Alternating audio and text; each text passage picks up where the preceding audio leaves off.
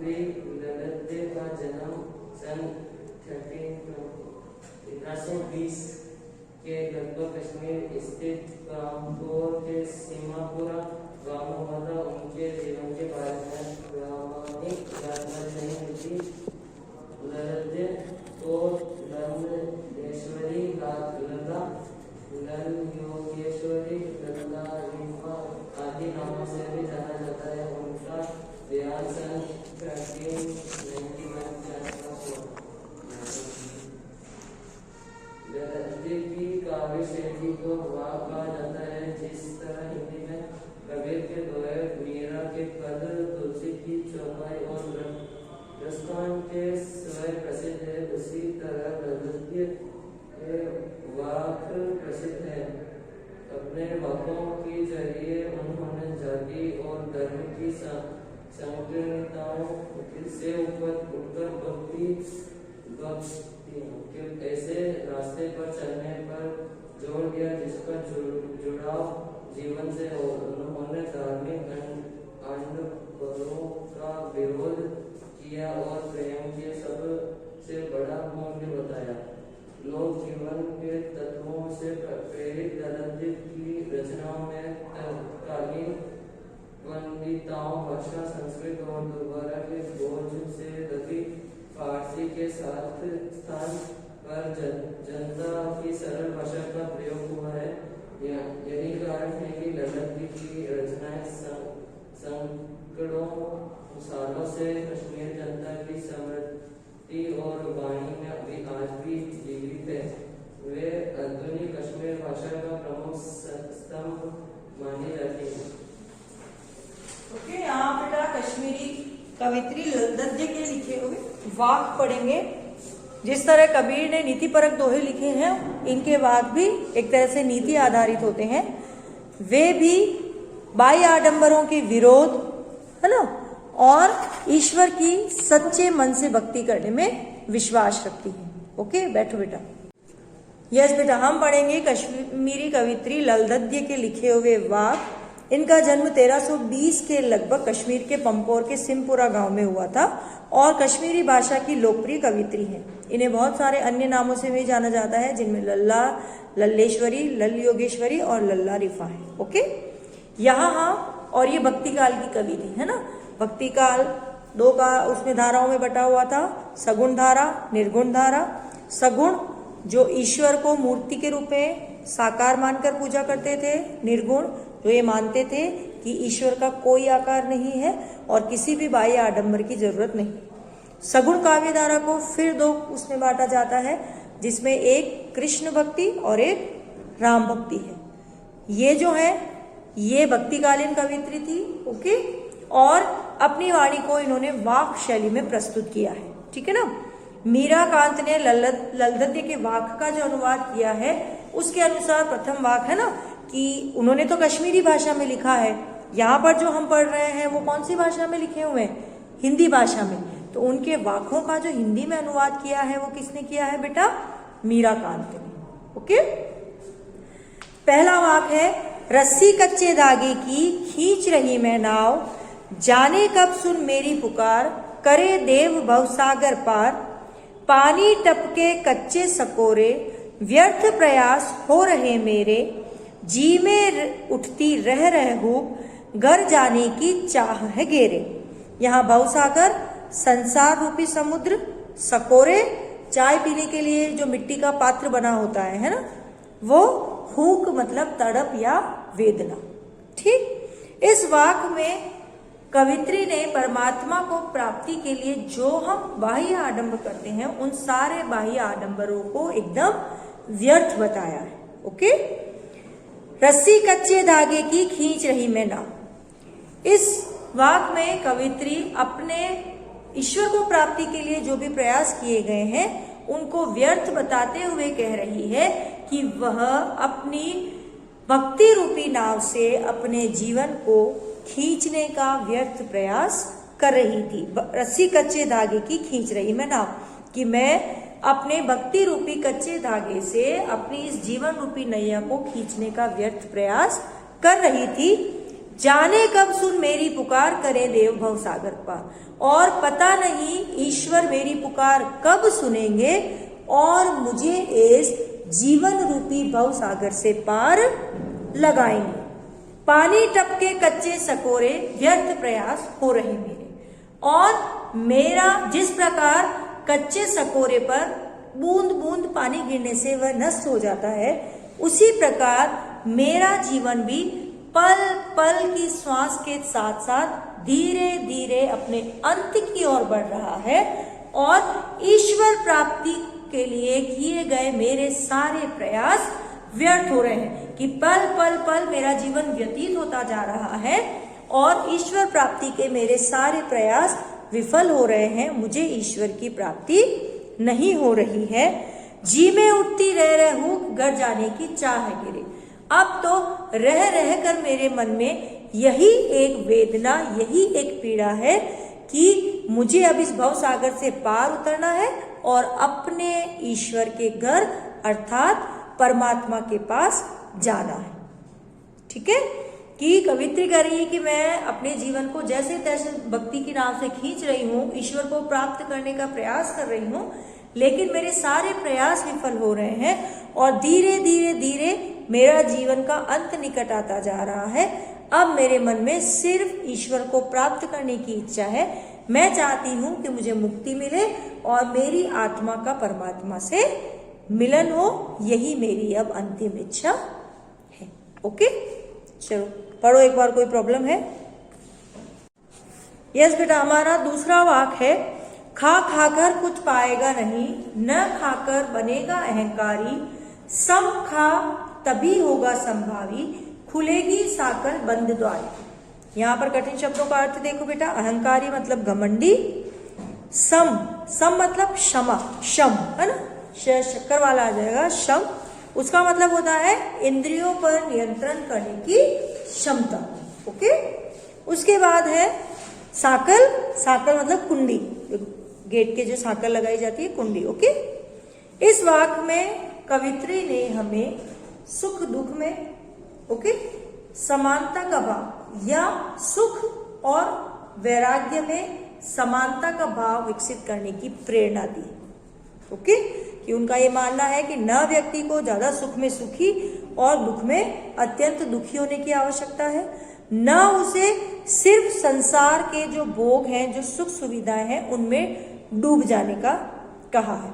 उनका ये मानना है कि हमें सुख दुख में और भोग और विरक्ति में जब समानता का भाव हम डेवलप कर लेंगे, तभी हमें ईश्वर की प्राप्ति होगी। खा खाकर कुछ पाएगा नहीं, न खाकर बनेगा अहंकारी, कि यदि तुम अपने जीवन भर संसार की सुख सुविधाओं को ही भोगते रहोगे तो भी तुम्हें कुछ भी प्राप्ति नहीं होगी। कि यदि तुम हर वक्त भोग विलास में डूबे रहोगे तो तुम्हें कुछ भी प्राप्त नहीं होगा। न खाकर बनेगा अहंकारी, और यदि तुम इन सब को छोड़कर संन्यास ले लेते हो, वैराग्य धारण कर लेते हो, तो तुम्हारे मन में एक तरह का अहंकार उत्पन्न हो जाएगा। तुम स्वयं को दूसरे लोगों से श्रेष्ठ मानने लगोगे। होता है ना कि जो अभी संत महात्मा है, भले ही वो ईश्वर की प्राप्ति उन्हें अब तक नहीं हुई, लेकिन वो अपने आप को श्रेष्ठ मानने लगते हैं, क्योंकि उन्हें लगता है कि हमने दुनिया से सारा मोह तोड़ लिया है। अभी जितने भी ये बड़े बाबा लोग होते हैं, और ये क्या होता है, हम उन्हें पूछते हैं, हमें ऐसा लगता है कि वो हमसे बहुत श्रेष्ठ हैं, जबकि मेरा ये मानना है श्रेष्ठ हम हैं। हम संसार में रह रहे हैं, हम हमारे कर्तव्यों को निभा रहे हैं, हम जैसी भी परिस्थितियां हैं उसमें अपने आप को एडजस्ट करने की कोशिश कर रहे हैं। उन्होंने क्या किया? उन्होंने भगवान की प्राप्ति के लिए अपने घर को त्याग दिया, अब बच्चों के प्रति अपने कर्तव्यों को नहीं निभाया, विवाह नहीं किया, मम्मी पापा हैं तो अपने माता पिता के प्रति अपने कर्तव्यों को नहीं निभाया, और अब हर तरह की सुख सुविधाओं का लाभ उठाते हुए अपना लक्ष्य क्या बताते हैं? ईश्वर की प्राप्ति।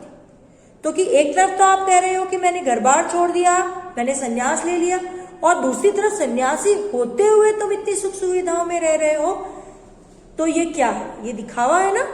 तो कि अगर तुम जिंदगी भर सुख सुविधाओं को भोगते रहोगे तो कुछ प्राप्त नहीं होगा, और यदि इन सुख सुविधाओं को छोड़कर वैराग्य धारण कर लोगे तो तुम्हारे मन में अहंकार की भावना उत्पन्न हो जाएगी।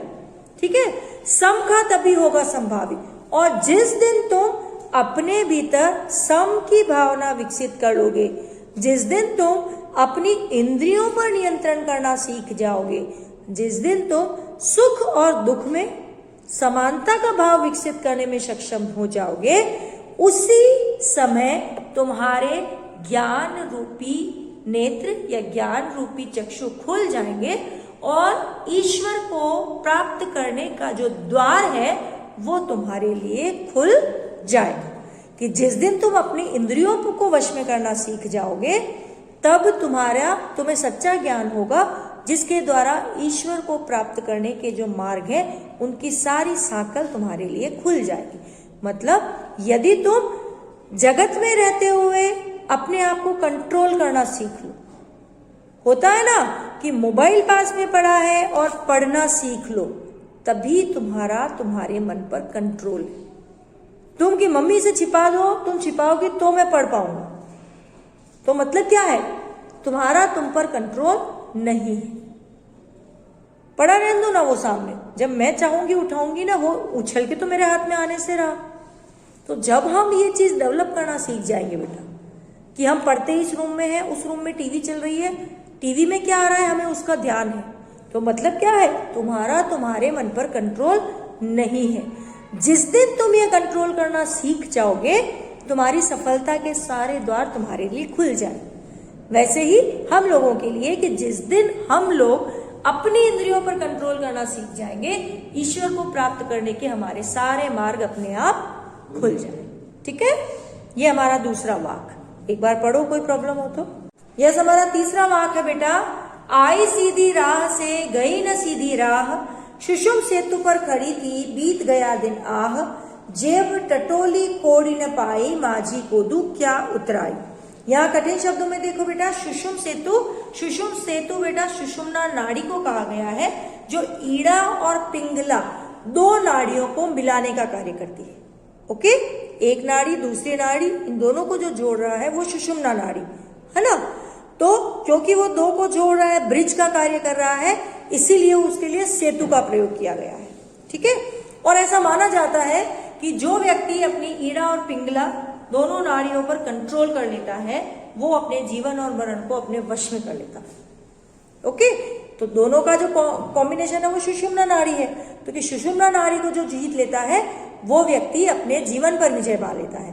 प्राचीन जो सन्यासी लोग थे, जो 200-300 वर्षों तक जी लेते थे, उन्होंने यही कार्य किया कि जो हठ योग का मार्ग वो अपनाते थे, इतनी कड़ी साधनाएं करते थे, जिसकी वजह से वो सांस रोककर जैसे बैठे, वो आज बैठे और 100 वर्षों तक उन्होंने सांस नहीं ली, तो वो समय उनके जीवन से हट गया होगा। वो हमारे लिए तो वो 100 वर्ष बीत चुके हैं, लेकिन वो जब से सांस लेना शुरू करेंगे, उनकी लाइफ का सर्कल तब से वापस शुरू होगा। वो ब्रेक था उनकी लाइफ में। ये वही कि वो उस लेवल तक पहुंच जाते हैं कि अपनी सांसों को अपने अकॉर्डिंग चलाना रोकना उनको आ गया। ओके, तो यहाँ सुषुम्ना सेतु का वही मतलब है, सुषुम्ना नाड़ी ईड़ा और पिंगला दो नाड़ियों को जोड़ने वाली नाड़ी। ओके, उसके बाद है कोड़ी। कोड़ी जो है ना मुद्रा का एक प्रकार है। ओके, और उतराई, पार उतारते समय नाविक को दिया जाने वाला जो पारिश्रमिक है उसे उतराई बोलते हैं। ठीक है बेटा, माझी नाव चलाने वाला नाविक। ओके, यस, इसमें कवित्री ने जो हठ योग मार्ग को अपनाकर स्वयं के जीवन को जीतने का प्रयास जो लोग करते हैं, उनको बताया गया है कि इस तरह का कोई भी प्रयास करना हमारे जीवन में व्यर्थ है। हमें यदि हमारे जीवन से कोई पार करवा सकता है, हमें कोई मोक्ष दिलवा सकता है, तो वो सिर्फ और सिर्फ कौन है? ईश्वर है। तो हमें हमेशा जीवन में ईश्वर की सच्ची भक्ति करनी चाहिए और ये प्रयास किए जाने चाहिए कि यदि मेरा ईश्वर से कभी मिलन हो, तो मैं ईश्वर को अपने कर्मों को श्रद्धा पूर्वक भेंट कर सकूं। ओके, यस, आई सीधी राह से गई न सीधी राह, कि मैं ईश्वर भक्ति के मार्ग में आई तो सीधे मार्ग से थी, लेकिन धीरे धीरे धीरे भटकते हुए मैंने भक्ति के मार्ग को छोड़ दिया और अपने जीवन में मैंने हठ योग के मार्ग को अपना लिया। अर्थात जब मनुष्य जन्म लेता है तब उसका हृदय एकदम निर्मल कोमल पवित्र होता है, लेकिन जैसे जैसे वो संसार में आगे बढ़ता है उसके हृदय में विभिन्न बुराइयां गर करती जाती है। ओके, आई सीधी राह से गई न सीधी राह, कि मैं ईश्वर भक्ति के मार्ग पर चली तो सीधी सीधी थी, लेकिन धीरे धीरे धीरे मैंने भक्ति मार्ग छोड़कर हठ योग का मार्ग अपना लिया और सुषुम्ना सेतु पर खड़ी थी, बीत गया दिन और अपने पूरे जीवन मैं सुषुम्ना नाड़ी को नियंत्रित करने के प्रयास में रही और इन्हीं प्रयासों में मेरा जीवन कब बीत गया इसका मुझे पता ही नहीं चला, कि मैं पूरे जीवन ये कोशिश करती रही कि मैं अपने इस योग मार्ग द्वारा अपने जीवन पर कंट्रोल कर लूं, लेकिन इस प्रयास में मेरा पूरा जीवन ही व्यतीत हो गया। जेब टटोली कोड़ी न पाई, और अब जब मेरा अंत समय निकट आया है और मैं ईश्वर को इस भवसागर से पार कराने के एवज में कुछ देना चाहती हूँ, तो मेरे पास ईश्वर को देने के लिए कुछ भी नहीं है। कि अब जब मेरा अंत समय निकट है और मैंने स्वयं का आत्मावलोकन किया, मैंने खुद की तरफ देखा, तब मैंने पाया कि मैंने अपने जीवन में ईश्वर को कभी एक क्षण भी याद नहीं किया कि मैं उस क्षण को ईश्वर को उतराई के रूप में समर्पित कर दूं, कि मैंने अपना पूरा जीवन हठ योग की साधना में व्यतीत कर दिया और अब अंत समय में जब मैं भवसागर से पार कराने वाले इस ईश्वर को कुछ देना चाहती हूँ, तो मेरी जेबें पूर्णतया खाली हैं। मैंने अपने जीवन में कभी भी किसी भी क्षण सच्चे मन से ईश्वर को याद नहीं किया है। अर्थात यदि हम ईश्वर को प्राप्त करना चाहते हैं तो हमें अपने जीवन में कुछ समय निकालकर ईश्वर को सच्चे मन से जरूर याद करना होगा। ओके, यह हमारा चौथा और अंतिम वाक्य है बेटा। थल थल में बसता है शिव ही, भेद न कर क्या हिंदू मुसलमान, ज्ञानी है तो स्वयं को जान, वही है साहिब से पहचान।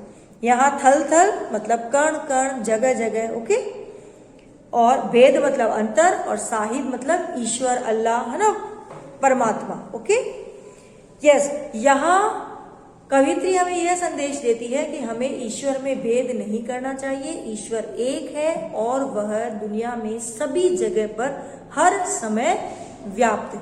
ओके, थल थल में बसता है शिव ही, भेद न कर क्या हिंदू मुसलमान, कि ईश्वर सर्वव्यापक है और जगह जगह उस ईश्वर का निवास है। ठीक है, भेद न कर क्या हिंदू मुसलमान, और ईश्वर सर्वव्यापक है और एक है, अतः हमें किसी भी रूप में उन्हें हिंदू और मुसलमान के रूप में विभेदित नहीं करना चाहिए।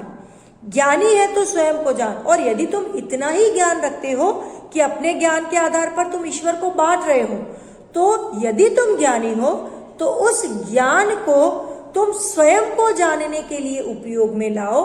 तुम अपने मन को स्वच्छ बनाओ, अपने मन के भीतर के मैल को दूर करो, यही है साहिब से पहचान। और जिस दिन तुम ऐसा करने में सफल हो जाओगे, तुम स्वयं को जान जाओगे, अपना आत्म साक्षात कर लोगे, खुद के भीतर झांक लोगे, अपने मन को निर्मल और पवित्र बना लोगे, उस दिन तुम्हारी स्वयं ही ईश्वर से मुलाकात हो जाएगी। कि यदि हमने खुद को पा लिया है ना, खुद के बारे में हम सब जान गए, तो वही हमारी ईश्वर से सच्ची मुलाकात होगी।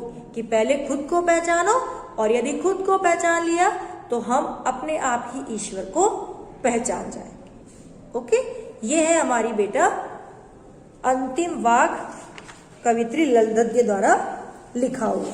ओके, एक बार पढ़ो अगर इनमें कोई प्रॉब्लम हो बेटा।